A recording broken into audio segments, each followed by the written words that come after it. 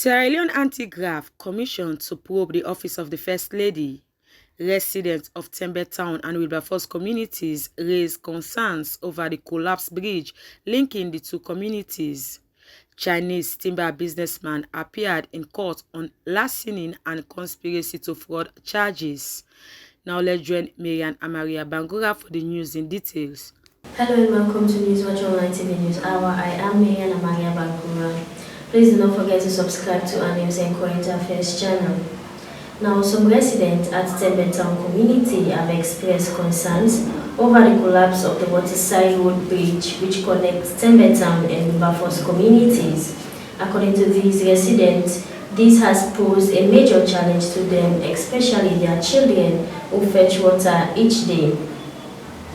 The bridge, according to the community people, has been in existence since 2008. Serving as the only route connecting the Tembe Town and Wilberforce communities. But the absence of this bridge has created a vacuum of constraints for these residents. They expressed their concerns in this interview. To ease this constraint, Al-Hassan Kaloko, Councillor for Ward 439 Tembe Town community, supported the people with 10 bags of cement for the construction of the bridge and says he will continue to look out for more opportunities and fund to solve the problems in the community. Well, actually, the people, of course, in this area, who are only visit them in this area, they get water problem and road problem. Of course, the water in here, but the water, to access to the beginning. Find out, say, the bridge, say, when they manage, the pass who gets this water, all don't damage, it don't broke down. The day we broke, I get the message for say the bridge don't broke, definitely I can't respond, I see them. And indeed, it don't broke down. And the water when they manage now is not pure. As you can see, the beginning, the water in the mass forget them. So them want for layer at least they make this water fine and find way for them. When we get this water, we go be clean. This big problem for the past 6 months to 1 year now. Because we for long, then they try for a group as a community for go house to house, big contribution so that they go able for start. So since inside the, they may be come and tell me I call community meeting, we engage yourself, and of course then call me inside this meeting. So sit down, we discuss, we talk, say the houses there will surround, will the benefit out of this bridge and for big contribution. So now they will be there. That contribution then in the worker for the past 2-3 months in the worker. But you know it's not easy. So man they give this month, so man next month. So now this then don't see the delay, the season they come, so then decide for start this bridge. Right. So what might help? Of course we the meeting done, I mean commit myself they say we will start for give them 10 bags of cement. So I mean still tell them say the day when they start I will count. So today when they start this thing, or say and call me yesterday and say today and then they start this bridge, so I count the 10 bags cement to them. So now that Marian Amaria Bangura, Newswatch Online Television. Following the huge challenges on transportation in the country, especially western area, Vice President of the Sierra Leone Drivers Union, Mamadou Kouma, says they are still finding ways to curtail the issue. He speaks more to our reporter Beatrice Okono.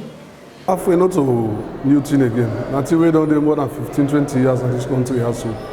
And looking at the circumstances around transportation of the country today, they cause a lot of halfway, a lot of contributor factors and we're responsible for the halfway. But we as an organization, we always make sure we talk to drivers then for make sure they take passengers into the rightful destination. We will get marshal about nearly 30-something marshals every day out. Last week, we get a consultative meeting, stakeholders meeting, who will all be there, they will take position against still for enforcement under this halfway. And I believe we're not going to be 100% halfway, not go there, but at least now, I mean, up to 90% with the travel level best as an organization. Where we set self now party to that particular operation day. Where we did as we meet in a central outside the interview, so we come on the same issue on face masks.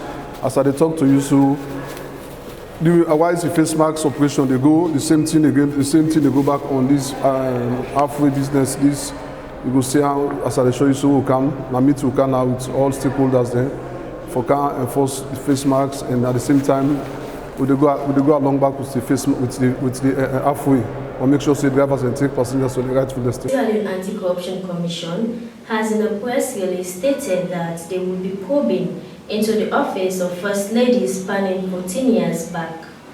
The Executive Director Campaign for Good Governance, Marcela Samba Sise, calls on ACC to look into the present issue, dealing with specific event and time.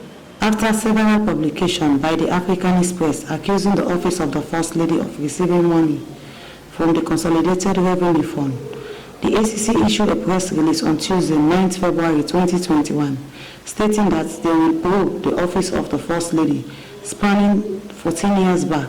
The Relation Officer at the AntiCorruption Commission, Margaret Morris, speaks on the decision of the Commission. We actually received the Auditor General's report of 2020-2019, and in that report we actually found out that the Office of the First Lady was audited, and based on that we actually took it upon ourselves, and also talks from traditional and social media about allegations bordering around corruption from the Office of the First Lady. We took it upon ourselves to actually look into it and probe, and as our press release actually said, we're probing into issues bordering around corruption-related issues in the Office of the First Lady. So we're actually taking our probing from, for 14 years, spanning 14 years, as was stated in our press release. And that includes also the former First Lady in the previous administration, together with the sitting First Lady. So why? We are investigating the Office of the First Lady, spanning 14 years, which she falls under. So we're not necessarily pinpointing that we're investigating her. We're investigating for 14 years the Office of the First Lady, and whoever was First Lady within those 14 years will be investigated to know exactly what funds were passed through that office.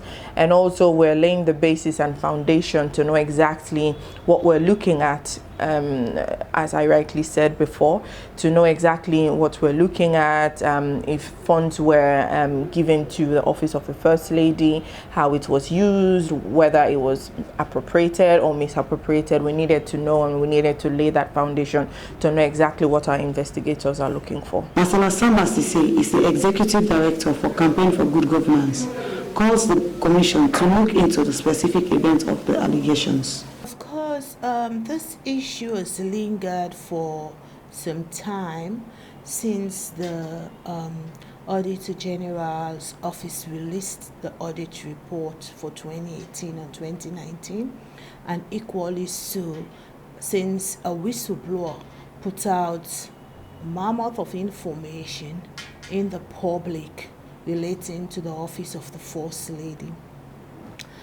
But CGG is an organization looking at accountability and good governance. We normally look at how state institutions respond, to allegations and to whistleblowers, and to address issues of this nature. So we were waiting patiently for the AntiCorruption Commission, which is the institution mandated by law to address this.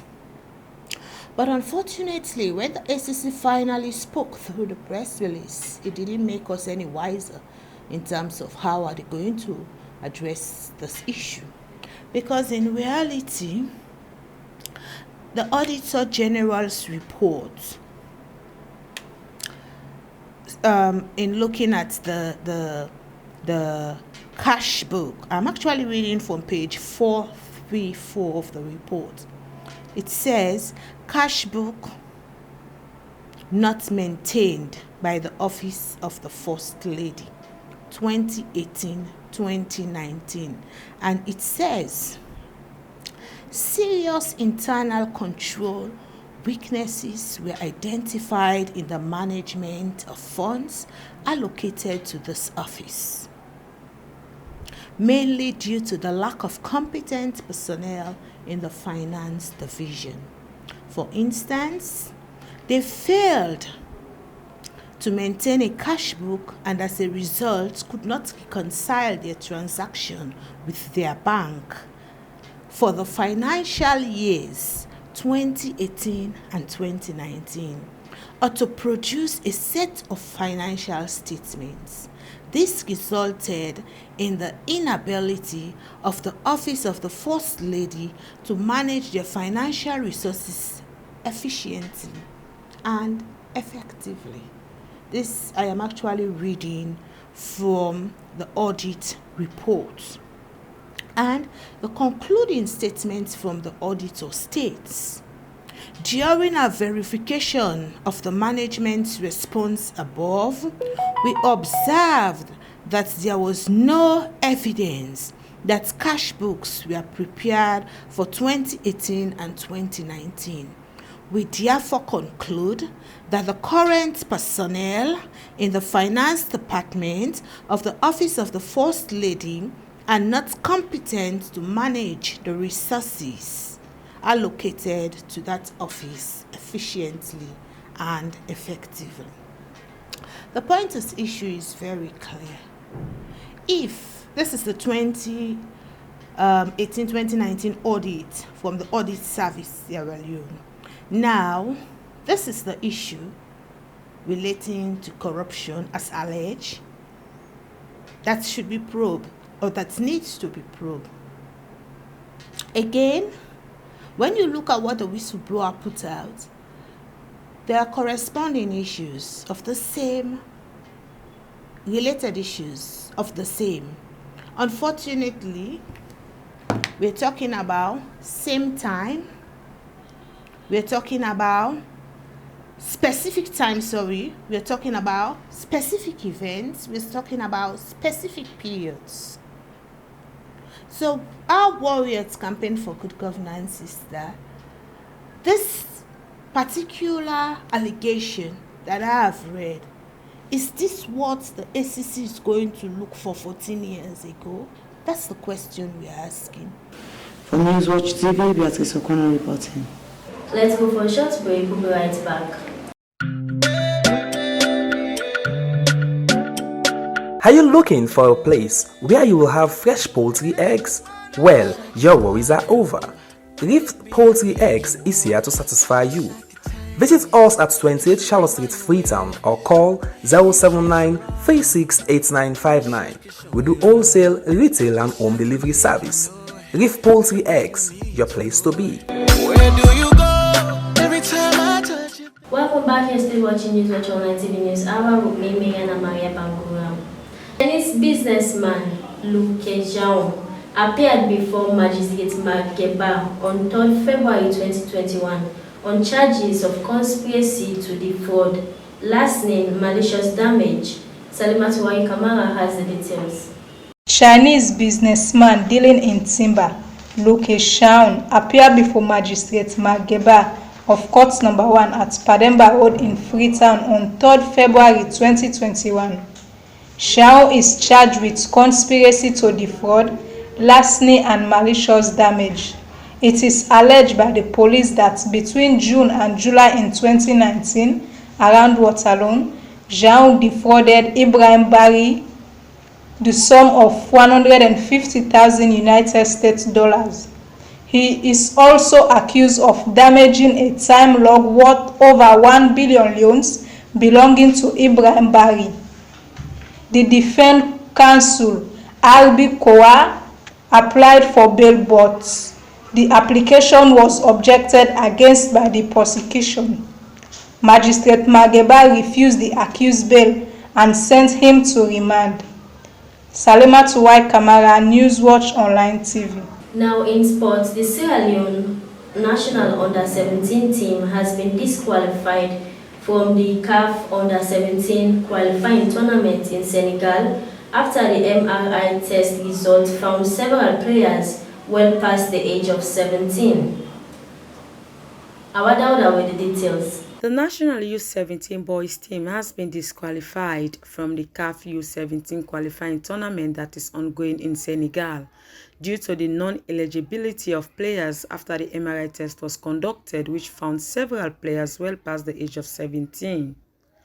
The decision came from the Central African Football Federation (CAF) on Tuesday, the 9th February 2021.